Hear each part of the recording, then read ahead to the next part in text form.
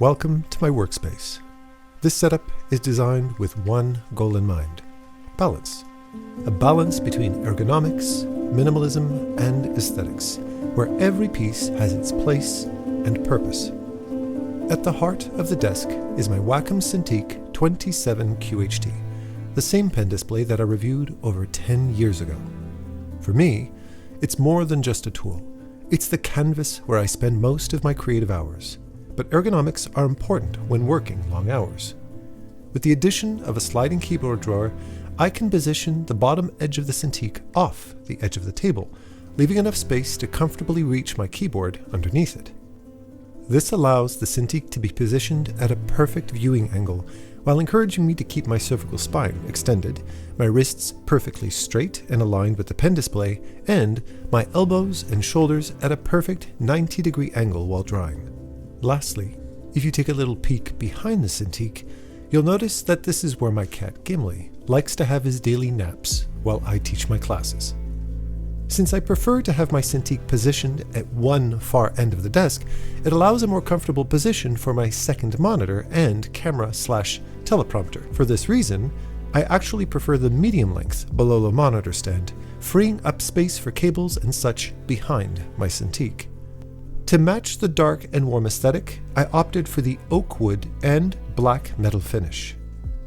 I originally had my smaller catch-alls tucked away on the large below-low desk shelf, but I have since replaced that with their new large catch-all.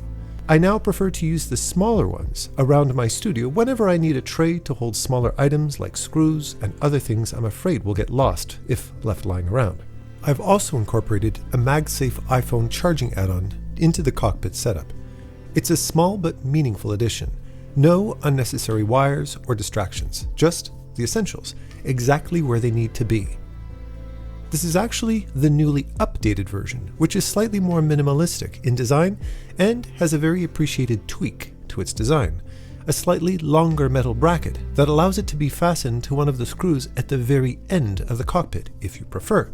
The original iPhone MagSafe stand wasn't long enough to allow that, and it would have come in very handy on numerous different occasions. Lighting plays one of the most critical roles in my life. These Elgato Key Lights are more than just for private Zoom calls with my students. They have proven to be very capable lights for YouTube videos, providing impressively soft light for such small panels, and I can't complain about the light quality either. Being part of the Elgato ecosystem, it's usually convenient being able to adjust the brightness and color balance using the Elgato Stream Deck Plus. The Elgato Prompter is an extension of that minimalist approach. It's compact, unobtrusive, but incredibly useful when I need to film tutorials or creative content. The Prompter is also very helpful for video production, adding the extra benefit of being able to monitor my video composition and lighting while making eye contact with the camera, something that even the best field monitors can't do yet. The fact that the Prompter has its own built-in screen and serves as a separate desktop monitor for your monitor settings, mounted easily on a desk arm, and all of that is powered with a single USB cable instead of power cables and HDMI cables that can make a mess of a setup very, very quickly. Power and performance are important, but so is simplicity. The M2 Mac Mini fits that ethos perfectly.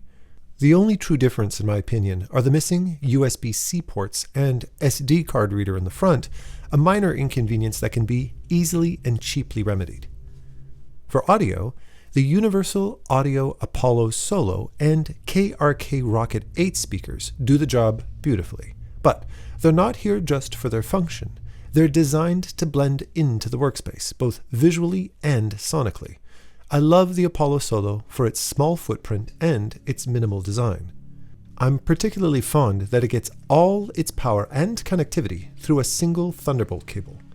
That said, however, I'm very torn between my KRKs and my Vanatoo Transparent 1 Encores.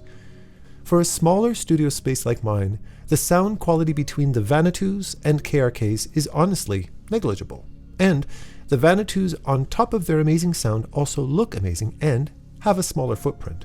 As for monitoring headphones, I actually fell in love with the Sennheiser HD600s, despite having tested dozens of very high-end headphones. Although the resonances in this studio are fairly well controlled on their own, I did add some minimalist sound panels to help with a few reflection points, including the floors with some carpeting and the Elgato sound panels overhead.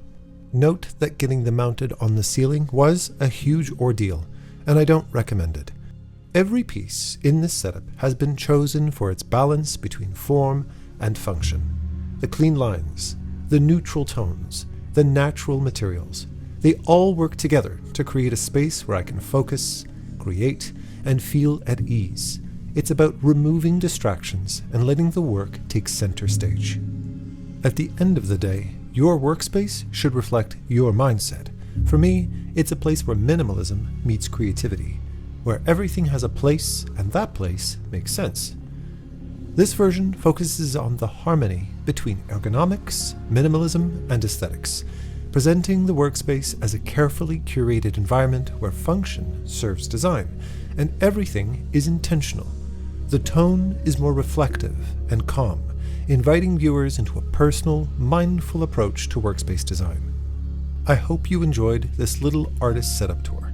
I hope you can walk away with a few creative ideas on how to tailor your space to your own needs. Thank you for joining me today. Take care.